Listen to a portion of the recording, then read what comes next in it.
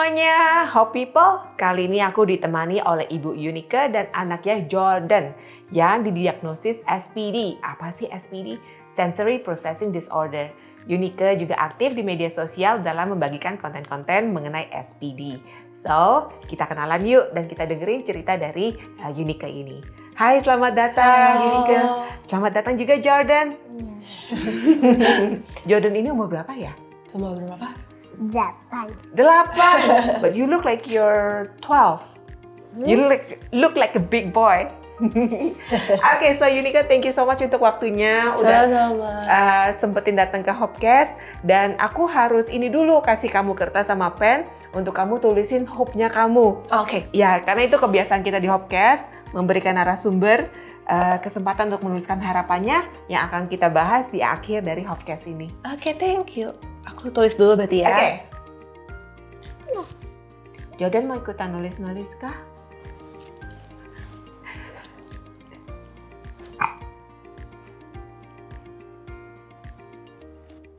Oke, thank you so much. Thank you. Oke, Yunika mungkin bisa dijelaskan dulu nih ke Hope People awal mulanya kamu tahu bahwa anak kamu Jordan memiliki SPD, like tanda-tandanya tuh apa sih? Actually sebenarnya aku nggak sadar. Oke. Ya waktu itu tuh gara-gara Jordan waktu dia udah usia 6 bulan masuk ke MPASI, terus dia nggak bisa makan. Jadi benar-benar punya gangguan makan. Kan biasanya kalau anak kecil kita bikinin bubur, dia pasti oke kan, dia mau. Nah Jordan tuh waktu itu nggak mau. Jadi nggak pernah ada favorite food. Tapi waktu itu kan dipikir-pikir kayak, oh ya oke lah ini masa awal mula MPASI, so aku bertahan aja. Tapi waktu Jordan sampai umur 7 bulan, itu nggak membaik. Jadi benar-benar sehari itu dia bisa nggak makan. Jadi aneh banget. Jadi kayak misalnya kayak pisang gitu kan, kalau misalnya zaman kita kecil ya Bu, kan dikerok, terus dikasihin, ini nggak mau, di blender juga nggak mau, makan langsung pun nggak mau. Sampai dulu kan waktu aku punya Jordan itu ada satu metode namanya itu BLW, Baby Led Weaning, yang biarin anaknya makan sendiri. Aku sampai coba itu, katanya kan oh mungkin nggak mau spoon feed, atau misalnya mau sendoknya, sendoknya tuh harus ganti-ganti. Jadi semua waktu itu aku coba, tapi dia bener-bener nggak mau makan. Nah gejala itu tuh berlangsung sampai usia Jordan itu di 1 tahun, dan nggak membaik. Nah abis itu aku konsul ke dokter anaknya sendiri waktu itu bingung. Sampai dia bilang, aduh mam sorry nggak pernah punya case kayak Jordan katanya. Nah pada saat itu istilah SPD itu tuh belum common Bu kayak sekarang. Jadi tuh aku cari tahu kan ini kenapa ya. Nah pada saat itu tuh aku mikirnya cuma sampai ke arah anaknya nih kayak picky eater. Karena sebenarnya dari segala perkembangan dia itu nggak ada yang bermasalah gitu. Bermasalah cuma dimakan. Tapi dia tuh gendut. Karena kan dia masih nyusu aku kan, ASI gitu. Nah waktu itu nggak ada dugaan sama sekali kalau dia tuh SPD. Sampai akhirnya masuk ke usia 12 bulan, kan biasanya anak udah mulai ngomong. Nah aku tuh curiga dari Jordan 9 bulan. Kenapa kalau misalnya ngomong, dia matanya lari. Jadi matanya tuh suka lari-lari gitu, nggak fokus. Nah abis itu aku konsul sama dokter, kata dokter, coba deh Bu dibawa ke tumbuh kembang. Hey. Nah waktu dibawa ke tumbuh kembang inilah sama dokter tumbuh kembang waktu itu dicek. Terus dokter tumbuh kembang tuh nanya, ada problem apa aja sama anak ini? Kan biasa ya kalau kita ketemu dokter digali kan. Jadi waktu itu ada 3 hal yang tanya ke aku. Yang pertama, lahirannya itu normal atau sesar? Terus aku bilang normal, oke berarti nggak ada masalah. Di situ aku juga baru tahu, ini kalau yang lahir dengan cara sesar, biasanya akan lebih sering mengalami gangguan katanya. Terus yang kedua, ditanya lagi gadget. Seberapa sering paparan gadget. Nah aku cukup strict, jadi aku tuh nggak kasih Jordan gadget atau TV. Terus yang ketiga, ditanya lagi sama dia hamilnya berapa minggu. Nah waktu aku hamil Jordan itu kan 41 minggu. Terus akhirnya dokter bilang, oh ini kayaknya harusnya sih kalau dari lahirnya kayaknya oke. Tapi dengan gejala dia susah makan, terus dia ada gejala pencernaan juga. Jadi kalau Jordan tuh nggak dicolok sama Vicrolak, dia tuh nggak bisa pup. Jadi harus dibantu oleh obat. Nah kata dokter, Bu ini mah kayaknya autis. Nah saat itu aku tuh cuma bilang sama dokter, dok saya tahu there is something wrong sama anak saya, tapi saya yakin ini bukan autis. memang eye contact-nya kurang, tapi enggak, ini pasti something else gitu. Akhirnya tuh dicoba terapi lah di sana 3 bulan, di salah satu rumah sakit di Bandung lah. 3 bulan tapi nggak ada progres. Bahkan anaknya sendiri jadi trauma. 18 bulan waktu itu umur Jordan, kalau kita mau belok dari mobil ke arah rumah sakit itu aja dia udah nangis. Terus apalagi kalau ke lift itu nangis. Yang tadinya dia nggak pernah takut sama dokter anaknya, dia takut. Jadi kan aku bilang sama dokter anaknya, dok ini kayaknya nggak bener deh, kok terapi malah getting worse gitu. Dan untuk makannya sendiri nggak ada perubahan. Apakah saya harus kemana? Nah disitulah ketemu sama salah satu psikolog anak. Dia sama dokter anak aku direkomendasikan lah, Bu mau coba nggak katanya. Tapi waktu itu concernnya bukan ke makannya. Concernnya lebih ke Jordan ini belum berkata-kata, Bu Inge. Jadi dia tuh belum babbling gitu loh. Nggak ada babbling sama sekali saat itu. Nah, asumsinya kan speech delay kan, yang seperti common kita tahu gitu kan. Akhirnya direkomendasiin ke salah satu psikolog anak di Bandung. Nah, waktu ke psikolog anak inilah diceritain kan, dia nanya, waktu lahirnya gimana? Sama 3 pertanyaan yang tadi ditanya nama dokter tumbuh kembang ditanyain lagi. Terus ditanya lagi kayak, mandinya gimana? Nah, di situ kan baru tuh aku kasih tahu, oh mandi. Mandinya emang kenapa? Pakai shower apa masih pakai gayung? Terus aku bilang pakai gayung. Kalau dia pakai shower gimana? Oh iya nangis kejer. Cuma kan common kan, maksudnya itu kayak bayi nggak suka kena shower gitu loh. Terus udah gitu diandukin nangis atau enggak? Terus aku bilang, oh iya sih sampai sekarang nangis gitu. Terus udah gitu ditanya lagi, tidurnya berapa jam sehari? Terus aku bilang, Jordan itu cuma bisa tenang tidur di atas jam 3 pagi. Jadi jam 6 dia udah bangun. Tidur siang pun nggak bisa tidur siang. Jadi saat ngurus Jordan itu aku tuh cuma tidur sekitar 3 jam lah sehari. Terus dia bilang lagi, oke, kalau makan gimana gitu kan? Ya makan kan emang susah banget, nggak ada favorit food, nggak ada berbagai macam tekstur aku coba juga nggak mau gitu kan. Nah dari semua itu, si psikolog ini nanya, kau pernah dengar nggak sama istilah SPD? Itu Sensory Processing Disorder. Sebenarnya aku udah sempet tahu, karena lagi baca jurnal luar negeri kan, kok kayaknya gejalanya mirip. Tapi pada saat itu tuh, kalau dokter-dokter tuh nggak ada yang common gitu sama istilah ini. Jadi kan nggak mau smart ass kan, kayaknya ini, tapi kok apa iya dia autis atau ada something else yang aku nggak tahu. Nah sama psikolog anak inilah confirm kalau Jordan itu SPD Bu, Sensory Processing Disorder. Nah ternyata gejala-gejala awal yang aku alamin kayak dia tuh nggak mau diandukin Bu. Jadi ternyata tuh kalau digesek sama anduk, dia terlalu hypersensitif, that's why makanya dia nangis. Jadi itu kan kita nggak sadar kan, sebenarnya kan pikir kayak ya lu rese aja gitu. Emang maksudnya kayak oh mungkin di anak kedua ini kan Jordan sebenarnya anak kedua aku kan. Di anak kedua ini tuh mungkin cobaannya agak beda nih sama anak pertama. Jadi aku sama sekali nggak ada pikiran kalau misalnya kayak tidur tuh harus dipeluk, nggak bisa dilepas, yang kata orang-orang mungkin bau gendongannya. Nah itu tuh ternyata gejala awalnya tuh SPD. Nah cuma kalau aku tuh kencengnya di Jordan tuh dia nggak bisa makan sama sekali. Nah itulah ternyata gejala-gejala untuk si SPD ini. Gitu sih.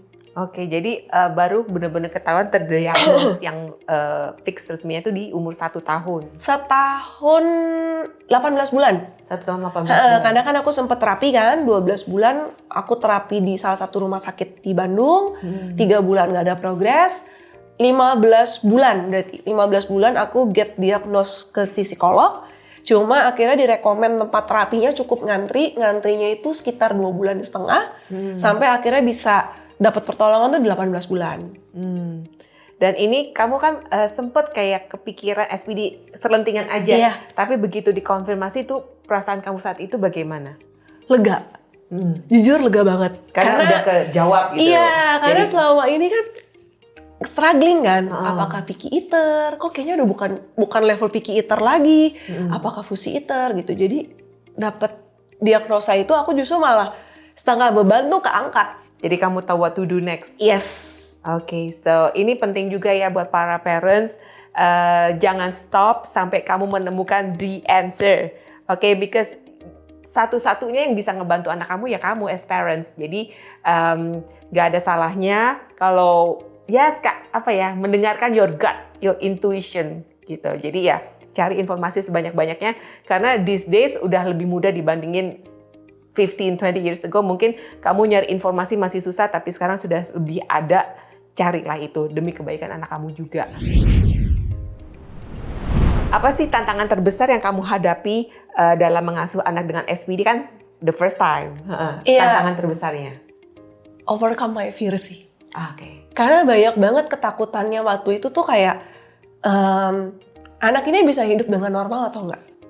Terus udah gitu aku kan sempet depres kan, kayak setiap hari tuh isinya tuh cuma kayak scrolling YouTube, bikin menu makanan apa untuk anak ini gitu. Jadi tantangan terbesar aku pada saat itu tuh untuk overcome ketakutan aku sendiri. Karena kayak, kan gimana ya Bu, kita nih harus do the best untuk anak ini. Sedangkan kita sendiri tuh struggling, everyday tuh struggling gitu. Terus yang kedua, sabar. Itu susah banget. Aku akuin susah banget untuk sabar dengan anak-anak berkebutuhan khusus ini. Karena mungkin satu, kita nggak ngalamin. Kita nggak ngalamin jadi mereka kan, yang kasarnya dikasih makan tapi nangis. Nah, tapi tuh kayak psikolog aku ngingetin gitu, Bu, nasi itu bagaikan pasir. Buat dia, kebayang nggak kalau ibu makan pasir? Nah, hal-hal kayak gitu sih, yang dealing everyday-nya lah, Bu, itu yang susah banget gitu.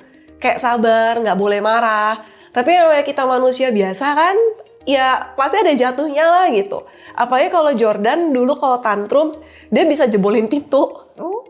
Kuat Banget. Tapi ya kayak gitulah. Maksudnya emang kalau sekarang sih kayak, oh ya lucu ya dulu jebolin pintu. Tapi pada saat itu setiap hari harus ngadepin dia tuh tantrum. Nah itu sih tantangan terbesar aku sih, sabar sama ya overcome ketakutan kita sendirilah. Anak ini bakal kayak gimana nantinya. Dan itu kamu bisa overcome that fear kapan? Apa yang bisa buat kamu enggak in that stage anymore? Waktu sadar bahwa Tuhan tuh kasih cobaan ke kita tuh nggak akan lebih dari kekuatan kita kan. Jadi itu aku sadar, kalau aku terus-terusan takut, ini nggak akan kemana-mana anak ini. Karena dari segi perkembangan anak normal, delay-nya tuh banyak banget Bu. Jadi aku stop liatin kayak, even kan ini anak kedua aku kan, jadi aku stop untuk comparing dia sama anak pertama aku. Ini special, so harus fokus sama dia aja. Bahkan aku tuh nggak pernah ikut komunitas yang untuk ibu-ibu berkebutuhan khusus, karena aku takut. Kalau misalnya aku ada di komunitas itu, aku akan terus comparing progresnya Jordan. Jadi pada saat itu aku memutuskan untuk fokus sama Jordan, terus aku berusaha lihat apa kelebihan anak ini. Karena something yang aku tahu sebagai orang awam ya pada saat itu, bahwa kalau misalnya anak dengan kebutuhan spesial seperti ini, Tuhan pasti titipin satu talenta. Jadi waktu itu aku kayak cari apa nih, Jordan nih di mana talentanya.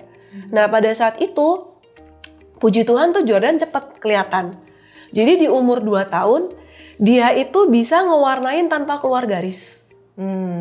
Sebenarnya kan itu nggak normal. Jadi kalau ke dokter tumbuh kembang, Bu ini nggak normal. Harusnya sampai umur 5 tahun dia acak-acakan. Tapi Jordan tuh nggak pernah keluar garis. Dan akhirnya aku bilang, oh kayaknya bisa nih. Terus akhirnya waktu itu aku ke satu tempat les di Bandung. Dia tes lah, dia trial. Ketawa. Dia trial. Terus pada saat itu tuh si gurunya pun bilang, tumben anak umur segini dia mau pegang dengan baik dan benar dan dia mau ngarsir.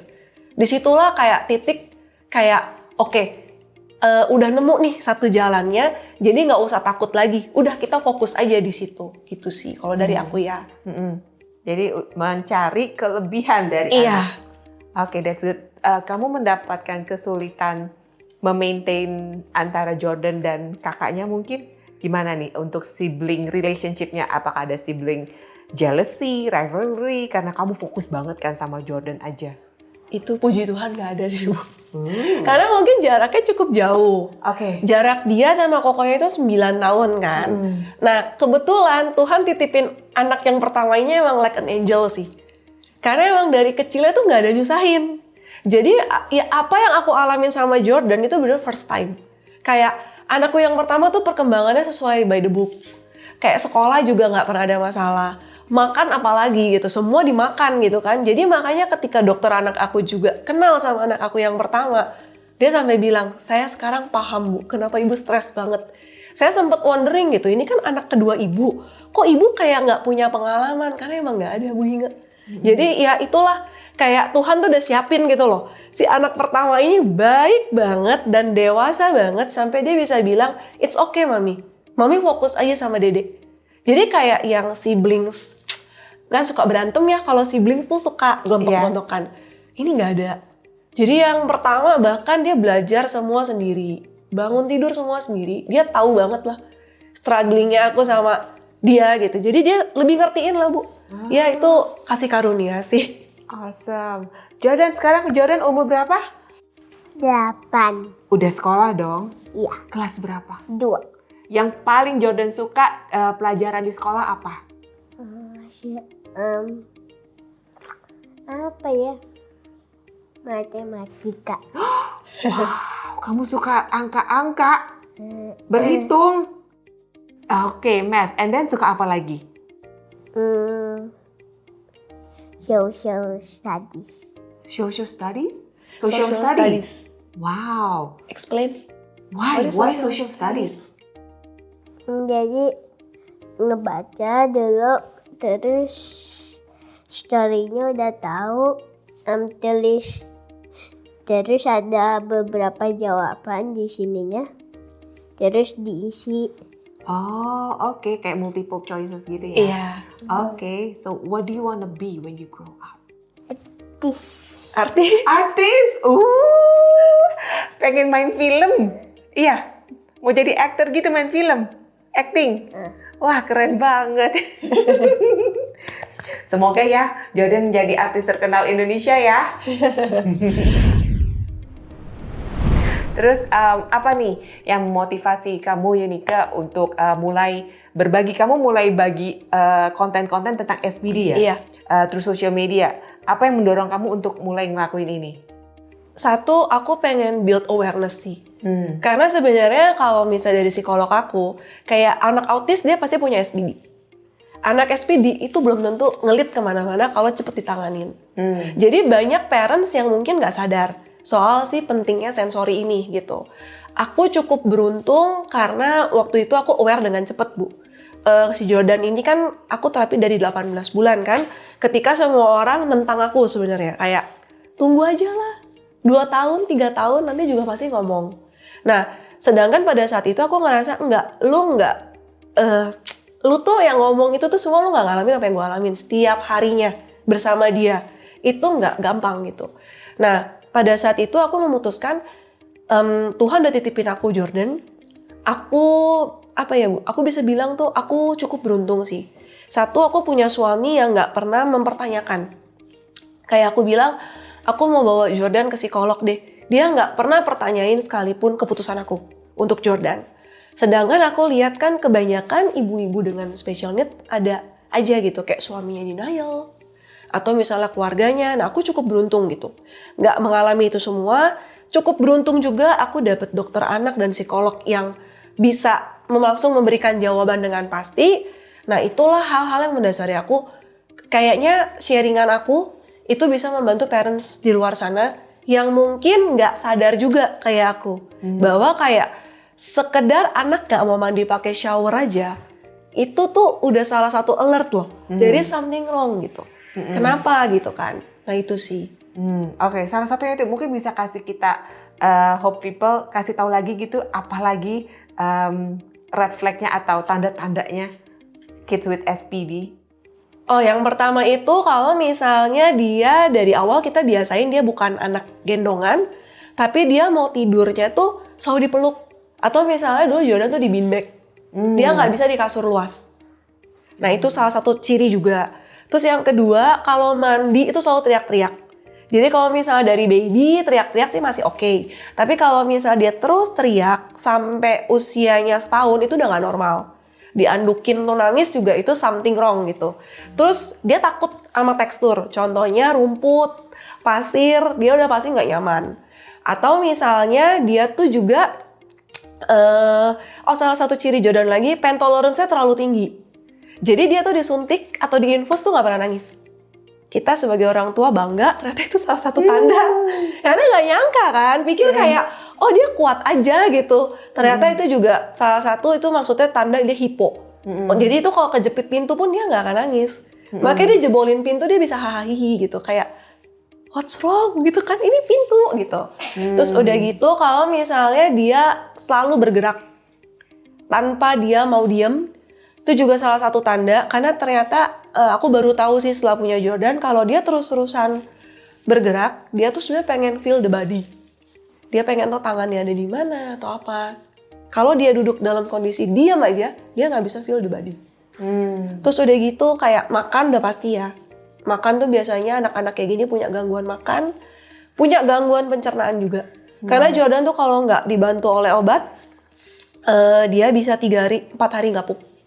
Even pernah aku bablasin nggak pakai obat 3 minggu dia nggak pup. Wah, Jadi cukup. wah, worry banget itu saya new parents kalau 3 minggu. Iya, tapi dia nggak ada rasa sakit sih. Jadi kalau biasanya anak akan rewel, ya dia nggak rewel. Terus kalau nggak dikasih makan pun dia nggak nyari. Ternyata kalau anak dengan SPD itu emang mereka nggak bisa ngerasain lapar, mereka nggak bisa ngerasain kapan waktu yang dibutuhkan untuk mereka mengeluarkan pup tadi. Itu juga mereka nggak bisa. Itu sih salah satu ciri yang kita bisa detect dari awal. Oke, so in a way Jordan, kamu punya superpower. Iya, So strong lah.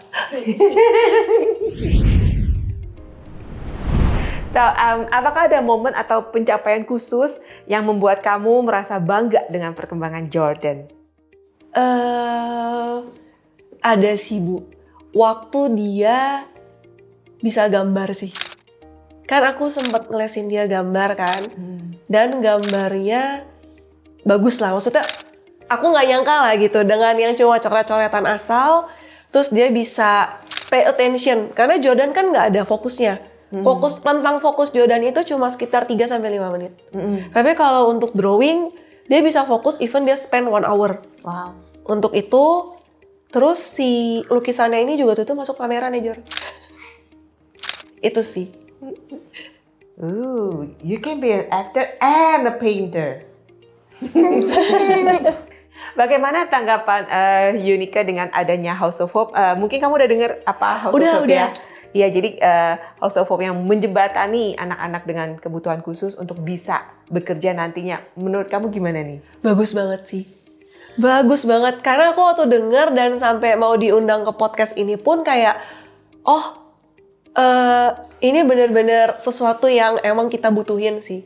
Karena ketakutan terbesar ya menurut aku dan ngobrol sama beberapa parents lain yang punya anak berkebutuhan khusus itu nggak tahu suatu saat nanti kalau kita udah nggak ada, gimana anak-anak ini survive gitu. Jadi waktu aku dengar, aku super happy sih. Kayak akhirnya ada wadah yang mewadahi anak-anak seperti ini karena mereka normal kok. Mereka cuma dari something yang emang Tuhan kasih. Iya. Tapi pasti ada talentanya kok. Pasti. Sempurna. Iya. Iya. Kamu punya ekstra loh, ekstra superpower loh. Ya. Tapi tetap harus hati-hati ya Jordan ya. Iya, jangan jebolin pintu lagi ya Jor. Jadi nggak punya pintu deh. Iya Jor. Oke, so sekarang sudah waktunya aku membacakan apa yang menjadi hope-nya Yunika. Oke, let's see.